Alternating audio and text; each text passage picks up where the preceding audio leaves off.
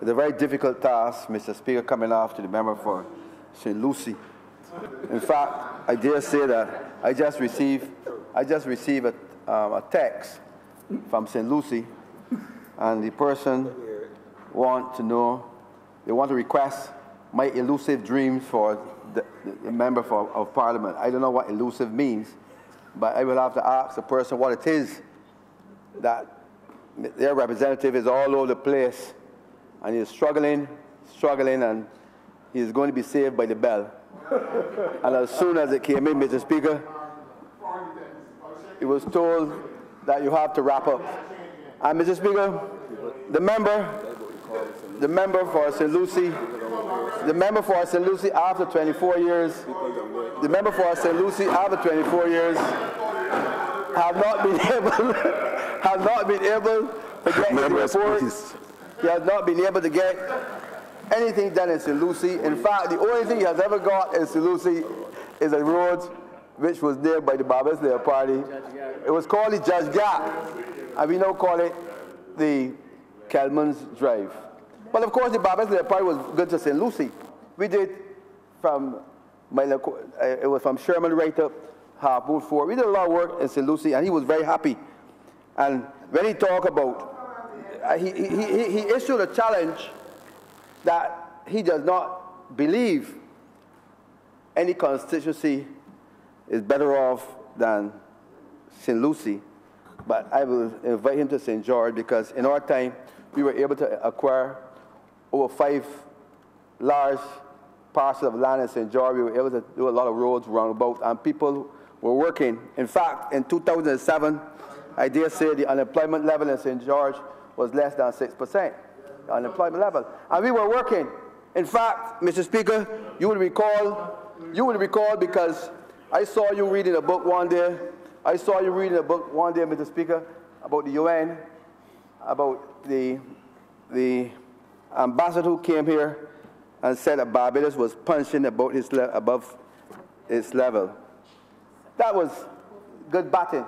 And I dare say that when we compare what is happening today, one can say that we had the best of times. And the question is that we had good times, and Barbadians enjoyed that period. In fact, this program called the Barbados Sustainable Recovery Plan does make the point on page 23. Growth policy framework. One of the major issues facing the Barbados economy is that the economic growth remains far below its historical 5-year average of 3% per to 2008, and in bracket, the pre-crisis period. So the Democratic Labour Party admits that the crisis started in 2008. So therefore, when you come out and blame the Barbados Labour Party before that, even in your document, you're saying that the crisis really started in 2008. So that the policies of the Democratic Labour Party has failed, and after 10 solid years of democratic rule, we are still, Mr. Speaker, to bring a plan to recovery.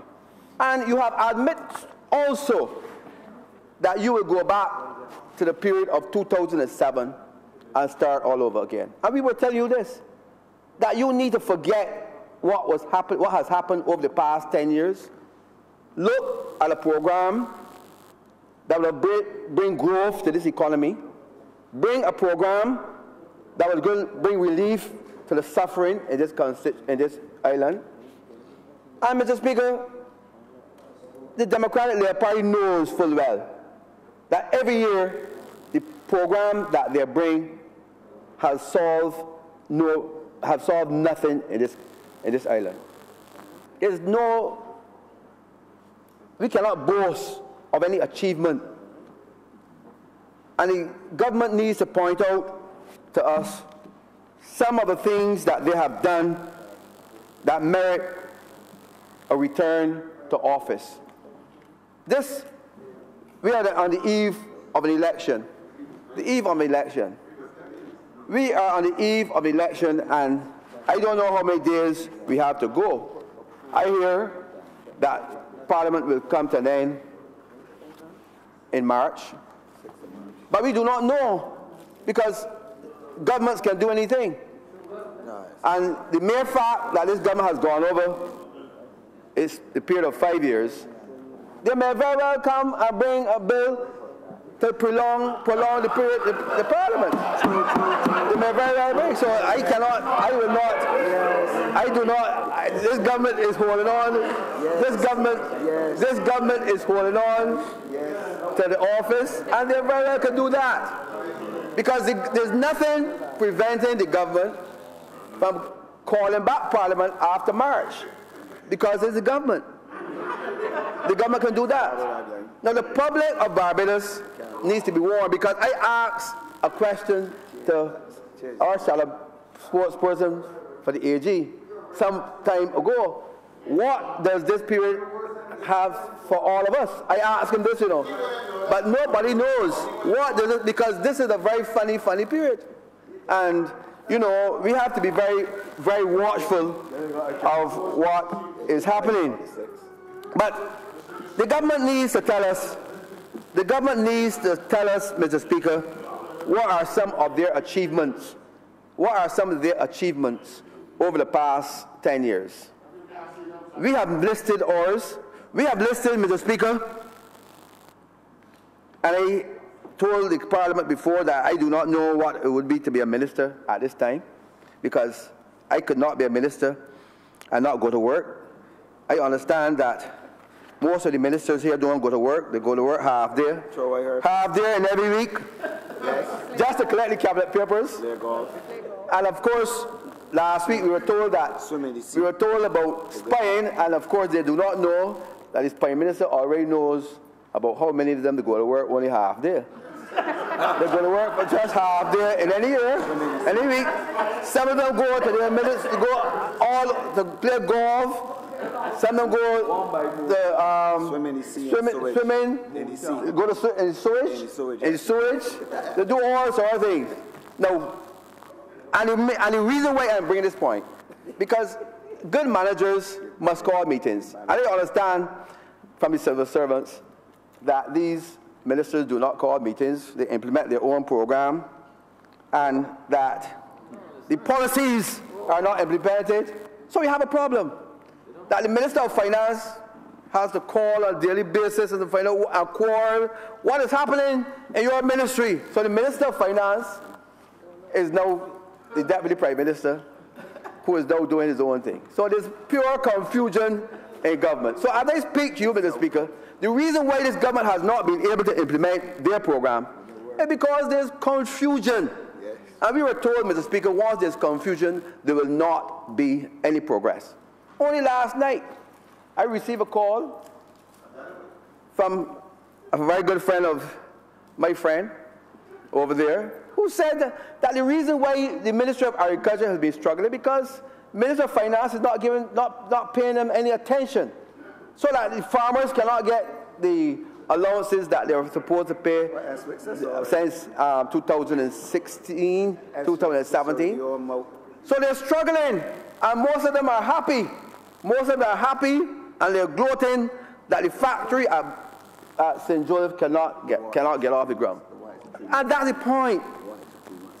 And I understand that the same civil servant said they don't understand why the government wants to take another 3 months in salaries. Why does the government want to be paid for another 3 months when they don't come to work? When they don't come to work. So we have a problem, Mr. Speaker, and we have to insist. And that's why I called on this government some time ago, because I saw the problem, I see that a problem can exist way down the road if we do not have a fixed term for calling election. I have said so before, and I stand by my position that there must be in the future, and the public of Barbados must demand that a government fix their term. That when you have to, work backward. The Prime Minister works backward. The government works backward. So that the government can say, look, we have 6 months to go. This is our program we will adjust, we'll go to. If you know you have 1 year, work backwards. So that these things, Barbados Sustainable Recovery Plan, and the Minister of Finance admits today that this is really the Prime Minister's baby. He said so. He said the Prime Minister dictated that this, I want to compliment the Prime Minister, even though it is late, that the Prime Minister, he said that the Prime Minister, he praised the Prime Minister for calling the group together to implement this program. That's true. He said so in Parliament. And he praised the Prime Minister for calling the social partnership together to bring this program, even though it is late. And Mr. Prime Minister, I dare say you don't have very much time to do this thing, but you can't implement this thing over time, because we have discovered that there are several mistakes. There are several mistakes within the same document, which you can. But you know, I have called, and not only me, the member for St. Peter, the member for St. Philip West have said to the government since 2009 that you have to go to the IMF, you have to borrow money at low interest rate. We have told you, and most persons in this country, most international agencies, Mr. Speaker, have said to the government, you have to restructure the economy early. The government has now come at the last minute and asking the Barbadian public that they want a chance to run this economy again. And we want to examine, therefore, Mr. Speaker, why the government, in our view, in my view, should not get that term to recover this economy. Mr. Speaker, yeah, I don't think the government should get a further 5 years, in my estimation. And the reason for this being that we have nothing to show. I'm talking from my part in St. George. And therefore, every member of Parliament needs to look at what has happened. Now, you have, in my constituency, grass growing on both sides of the road in some instances, right? Roads not patched. We have that there's nothing to show for the people of the Glebe, Lower Estate, Flat Rock, Market Hill, St. Helens, St. Jude. The road's still bad. Housing development and constant that was done. After 2 years, people need to change all the woods, and the road and the sewage thing up there is leaking. You have all types of problems in my constituency. The poor remains poor. The civil servants are struggling. Some of them cannot meet their daily expenses. They have to borrow to get to work, to pay lunch, do all type of things. The unemployed remains unemployed. We have, Mr. Speaker, those persons who are going to university must continue to pay high fees. So that there's nothing new that this government could convince Barbadians that they need to remain, they need to remain in office. In fact, I listened carefully to a number of things that were said by this administration, and that they believe that more taxes, so that I believe that this administration will, if perchance the Barbadian public would put them back in office, that the tax policy will remain the same, that people will continue to pay taxes higher. I believe that these same persons who now are reeling under heavy taxation, because there's a fundamental difference between the Democratic Labour Party and the Barbados Labour Party. We believe in low tax regime. We believe that if you cannot pay high taxes, that lower taxes would be the preferable option, because people have a right to spend the money that they earn. And I heard the Minister of Finance speaking about today. You cannot ask people, if you want to create growth in the economy, to have an economy that people cannot buy food, basic, essential things. People must be able, Mr. Speaker, to spend their money. with government collecting taxes, yes, but at a rate that people can afford. And throughout the history of modern Barbados, the difference between the Barbados Labour Party and the Democratic Labour Party is that we prefer a lower tax regime. And you say people have money in their pockets. Why? People have money in their pockets because it was the policy, and it's still the policy of the Barbados Labour Party, to put money in people's pockets. And that's what the Labour Party intends to do. We intend to provide a position where people can spend their money. We intend to provide a position, and that's why we're talking that, but the NSRL, there's a tax that should be revived, a tax that has to be repealed. We said also that the civil servants must get some form of increase. And while the member for St. Lucie is saying that civil servants are better off because they get the increments every year. Increments is something new.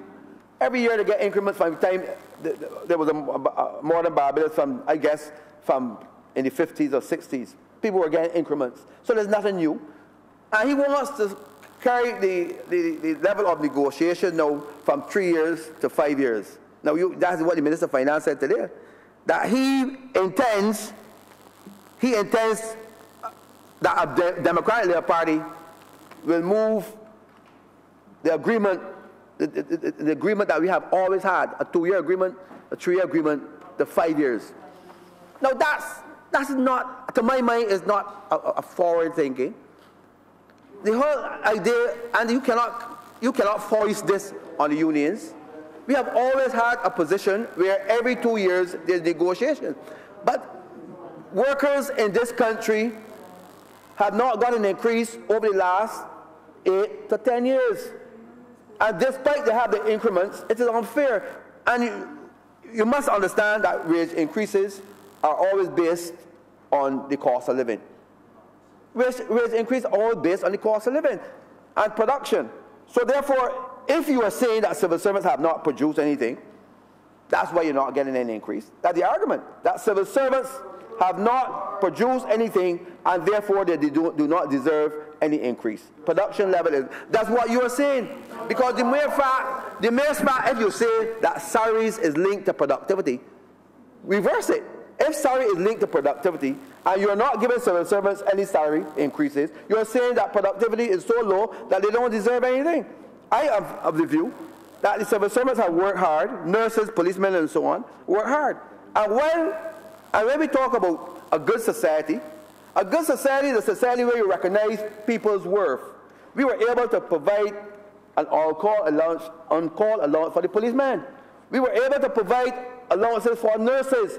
There are nurses at the hospital who work beyond the call of duty. And if they have to work 12 hours, if they have to work beyond 8 hours, it was our position, and still the Labour Party position, that we should give them that extra money. They do not get it anymore. They do not get it. Policemen do not get it. Policemen have to work 12, 14 hours per day. Sometimes there's a problem. Don't get the on-call allowance anymore. Is this the good society that the Democratic Labour Party is asking us to think? We cannot. And therefore, Mr. Speaker, the question is that in this society, what do we do? Do we elect a government that wants to remain, that the status quo should remain, or we elect a government and a people, a group of men and women who are prepared to go to work every day, go to work every day and put the people's business first? The Barbados Labour Party has a track record, Mr. Speaker, that is the envy of the Caribbean, the world. We have a track record that the Prime Minister of the day used to say, if there's a problem, face it and do what? Fix it. There's a problem, Mr. Speaker, and I think I do not blame the member for St. Philip West. I do not blame the member for St. Philip West entirely. But the question is, why is it that his South Coast, so his product plant, had that problem for over 3 years? The government has to ask that question. Is it a question of management or a question of resources? The member for St. Philip West should not get up at this point in time to say it, but I believe it's a question of resources. He was not given the resources, and therefore he could not fix it. I also believe, Mr. Speaker, that the Ministry of Housing, the Ministry of Health, owes an apology to the people of St. George, preferably the people at Lower Estate, the people at Erie Hill, the people at Huddersfield Turning. They owe us an apology because it was the ministry's job to ensure that the dump at Lower Estate was managed properly. It's the ministry's job to ensure, the Ministry of Environment as well as the Ministry of Health, to ensure that the people of Lower Estate breathe fresh and good air. And I will say more about this during this estimates, because if the government has to manage, and that's why I started off by saying that the ministers need to go to work and do their duty. If you are paid, I don't know how much you are paid these days because I don't know, and I think it's your business. But what I'm saying to you, if you are ministers of the Crown, you have to go to work every day. And that's why a new government, whenever election is called, should be a place where persons are prepared to do the people's business.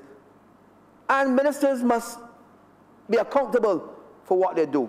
If there's a problem and you can't fix it, then you know what to do. That's what the convention is. The convention is this. And I hope that we will stick to that convention. We will do what is important. A new Barbados Labour Party government, Mr. Speaker, will implement a code of conduct that we have to follow. Ministers must follow certain... Ministers must be accountable for their action. And I believe, Mr. Speaker, that as we go forward, the Barbadian public still wants to know the level of the international reserves. They want to know that. What is the reserve today? They want to know, Mr. Speaker, they want to know what is the level of the VAT and the income tax, corporation tax refund that owed to Barbadians and to companies. They want to know, Mr. Speaker, they want to know, Mr. Speaker, the central bank, what is the reserves, and, Mr. Speaker, the stability and are you planning to address these matters? Mr. Speaker, they want to know if the Minister of Finance intends to create the fiscal room necessary to pay for the renewal of a crumbling infrastructure that is negatively affecting our country, like the system that we talk about just now, the sewage systems, the roads, the buses, garbage trucks. This, Mr. Speaker, is important for all of us. It is important for all of us to look at the questions that are being posed by this opposition. We believe that it is necessary as we go forward to ask government to address the questions that were posed by this loyal opposition who intends, Mr. Speaker, over the next couple of days to show why we intend, Mr. Speaker, over the course of the next few days to show the Barbadian public why is it necessary to ensure that Barbados Labour Party is returned to government whenever the election is called. Mr. Speaker, I'm obliged to you. I'm obliged.